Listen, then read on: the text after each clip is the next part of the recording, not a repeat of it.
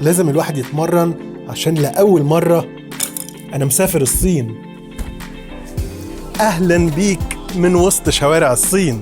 ودي كانت أول مرة أزور فيها الصين، ودول 3 حاجات أبهروني و3 حاجات لازم تخلي بالك منهم لو قررت تسافر الصين. أول حاجة مبهرة هي التطور التكنولوجي الرهيب اللي مدمج مع الثقافة والحضارة الصينية القديمة والناس الغلابة اللي في الشوارع كده. يعني أنت عادي جدا تلاقي ناس كبيرة في السن قاعدين في الشارع، ومطاعم بسيطة جدا في الحواري، وجنبهم على طول ناطحات سحاب عملاقة وعربيات كهرباء مبهرة وروبوتات بتوصل الأكل لحد باب الغرفة في الفنادق. تاني حاجة مبهرة هي حبهم للمشاركة على أي ترابيزة أكل. مفيش بقى كل حد له طبق وخلاص، لا هي ترابيزة كبيرة مدورة جواها ترابيزة تانية بتلف وعليها كل الأطباق الرئيسية. أنت تلف الترابيزة وتحط في طبقك الأكل اللي أنت عايزه. تالت حاجة مبهرة هي عشقهم للشاي. عندهم شاي سخن وساقع وبأطعمة كتير مختلفة وبالفواكه واللبن والليمون، وزي ما عندنا قهوة بلدي كده هم عندهم تي هاوسز قديمة بيتجمعوا فيها على طول. أما الحاجات اللي تخلي بالك منها هي إن الأكل سبايسي جدا وأنواعه كتير وممكن ما يكونش مناسب للكل. وتاني حاجة إن أغلب الحمامات العامة حمامات بلدي حتى في المولات والمطاعم هناك. وتالت حاجة إنهم ما بيشربوش مية ساقعة، دايما المية عندهم فترة كده، ولو طلبت مية ساقعة